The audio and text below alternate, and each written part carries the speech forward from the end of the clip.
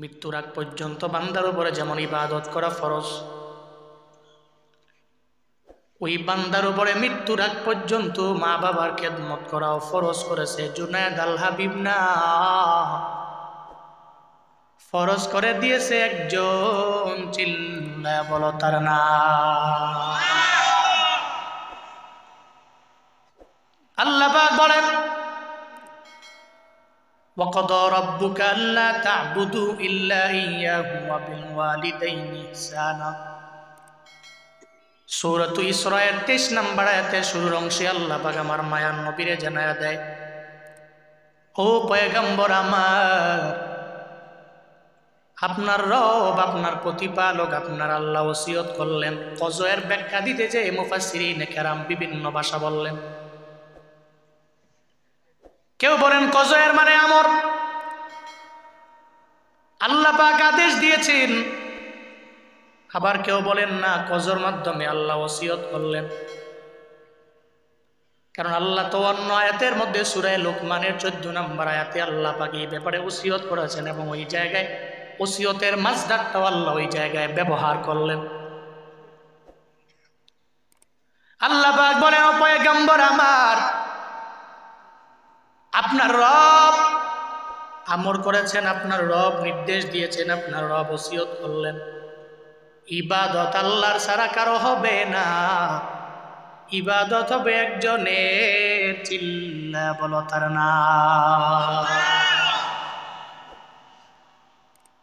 বান্দা সিজদা দিবে আল্লাহর কুদরতি পায়ে, মাজারে না। কোথায়?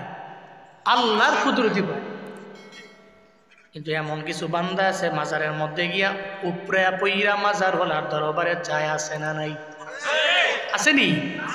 এতটুকু বুঝে না ওই মাজারে যে ঘুমন্ত ওই ব্যক্তিটা দুনিয়াতে বেঁচে থাকতে হবে দরবারে চাইল, ওনার রজ্জাক যে আল্লাহ, ওনার খালিক যে আল্লাহ, আমার রজ্জাক সে আল্লাহ, আমার খালিক সে আল্লাহ। মাজারওয়ালারে যে দামি বানাইলো, আমার ওই আল্লাহ দামি বানাইতে পারে কি পারে না? মাজারের নিকট যে সেজদা দেওয়া যায় না। শাহজালালের মাজারে যাইও, নিষেধ নাই, তবে ওখানে গিয়া সেজদা দেওয়া যাবে না। জিয়ারতের জন্য মাজারের মধ্যে যাওয়া লাগবে, শাহপরানের মাজারে যাওয়া অসুবিধা নাই, জিয়ারতের জন্য যাও, তবে ওই জায়গায় গিয়া সেজদা দেওয়া স্পষ্ট শিরক। আল্লাহ দুনিয়ার সব গুনাহগুলো মাফ করে দিতে পারল, শিরকের গুনাহ আল্লাহ ক্ষমা করবে না, ঠিক কিনা?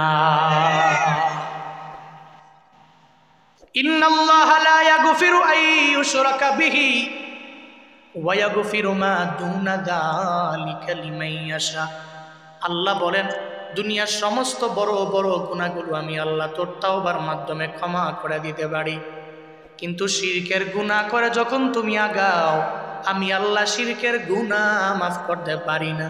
কারণ যেই কোম্পানির এমডির গুণগান তোমার গাওয়ার কথা তুমি গাইলা না, কোম্পানির এমডির সমস্ত গুণগান তুমি না গায়া কোম্পানির এমডির মাসে মাসে বেতন নাও, প্রতি মাসে তোমার এসে বেতন দিল, প্রতি বছর ঘুইরা যাওয়ার পরে ঈদের বোনাস যে এমডি দিল, কিন্তু তুমি ওই এমডির গুণগান না গায়া যদি অন্য কোম্পানির ম্যানেজিং ডিরেক্টরের গুণগান গাও, এমডির মনটা খারাপ হয়ে যাবে।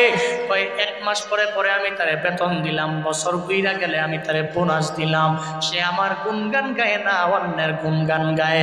আল্লাহ পাক বলে, রে বান্দা, এত আদর করে তোরে বানাইছি, এমন কি আছে যে আমি আল্লাহ বান্দা তোরে দেই নাই?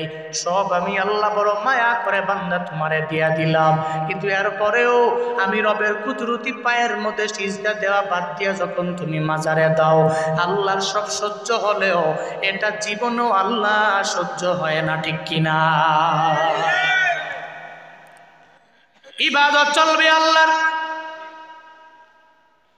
ও তারাশ এলাকার মুসলমানেরা, সিজদা দিবা আমার রবের কুদরতি পায়ের মধ্যে, অন্য কোনো ব্যক্তির পায়ের মধ্যে কদম মুসি করা যাবে না। সিজদা আমার রবের দাও। আল্লাহ সেই ব্যাপারে আমার মায়ার নবীর আদেশ দিয়ে দিলেন, আপনার উম্মতদের বলে দেন, রবের ইবাদত ছাড়া অন্য কারো ইবাদত এরা করবে না। আল্লাহ যে আমারে তোমারে দুনিয়ার মধ্যে পাঠাইলেন, কি মনে করলেন আমারে আপনারে যে পাঠাইলেন এমনিতেই পাঠায়া দুনিয়াতে সাইরা দেন নাই? আল্লাহ কেন পাঠালেন? আল্লাহ বলে আমি আল্লাহ মানুষ এবং জিনরে পাঠাইলাম আমার ইবাদতের জন্য। ওয়ামা খালাকাতুল জিন্না ওয়াল ইনসা ইল্লা লিয়াবুদুন।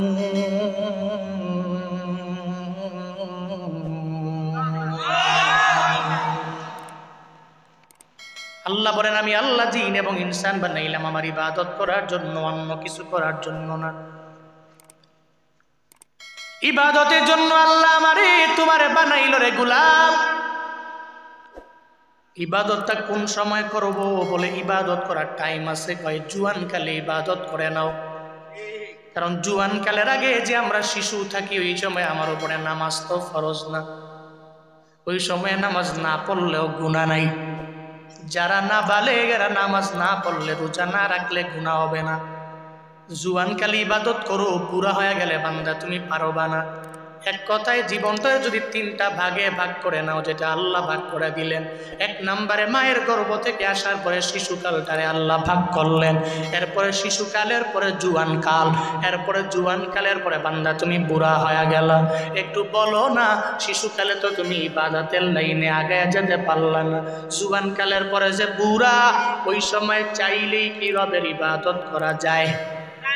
যায়? এই যে মুরব্বীরা এখানে আছে, এদের জিজ্ঞাসা করবেন নামাজ পড়তে গেলে আগের মতো মজা পায় না। অজু আছে কি নাই গ্যারান্টি নাই। আগে এক বদনা দিয়ে অজু করত, এখন 2-3 বদনা লাগে, আর পরেও বান্দা সুন্দর করে অজু করতে পারে না, অজু বানাইতে পারে না। গরম পানি আগে এক বদনা দিয়া গেলে, এক জগ দিয়া গেলে অজু বানায় সুন্দর করে নামাজে যাইতো, এখন পারে না।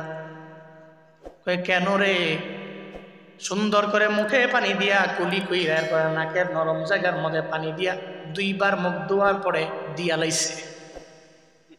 কি দিয়া লাইছে কইতাম না। এরপরে আবার বলে হোম মিনিস্টার আমি দিয়া লাইছি, পানি দাও। দ্বিতীয়বার আবার পানি আনে, এরপরে আবার বলে আমি দিয়া লাইছি, কই আবার পানি দাও। একটা পর্যায়ে 3 বদনা লেগে গেল অজু করার জন্য। বাবা আপনার জুয়ান কালে এটা হবে না, এই জন্যই জুয়ান কালের ইবাদতের দাম রবের দরবারে কম না বেশি? ও ঘর গ্রামের যুবক, শুধু ওয়াজ মাহফিল করলে হবে না, জুনায়েদ আল হাবিবের বয়ান শুনলেই শুধু হবে না। রিকোয়েস্ট করে যাই রে বা, নিয়ত করে নাও, ইবাদতের মধ্যে ভগ্ন হয়ে যাবা, নামাজের দিকে আগায়া যাবা। কারণ জুয়ান কালে যারা ইবাদত করে, ওই ইবাদত আমার মাওলার দরবারে এত পরিমাণে কবুল হয়ে যায়। একটা বাইহাকির বর্ণনা শুনাই, আমার মায়ের নবী জানায়া দিয়া গেলেন, আমার কোনো যুবক উম্মতেরা যদি জুয়ান কালে ইবাদতের মধ্যে মগ্ন হয়ে যেতে পারে, বৃদ্ধ হয়ে গেল, এখন চাইলে আগের মতো তাহাজ্জুদ পড়তে পারে না, ইশরাক পড়তে পারে না, আউয়াবিন বান্দা পড়তে পারে না, আগের মতো সুন্দর করে রোজাও রাখতে পারে না, আগের মতো জিকির করতে পারে না, আগের মতো দুরূদ পড়তে পারে না, আগের মতো নবীরে সালাম দিতে পারে না। এখন বুড়া হয়ে গেল, জুয়ান কালে যেই বান্দা ইবাদতের মধ্যে মগ্ন হয়ে গেল, বৃদ্ধ হয়ে যাওয়ার পরে যারা পারে না, আমার মায়ার নবী জানায়া দেয়, বৃদ্ধ হয়ে গেছে, ঘরের মধ্যে বান্দা বসে আছে, আল্লাহ কয় এই কিরামান কাতিবিন, জুয়ান কালের ইবাদতের যেই মাত্রাটা তুমি বান্দার আমল নামায় দিয়া দিলা, এই পুরা বয়সেও ওই আমল নামায় আমলের নেকি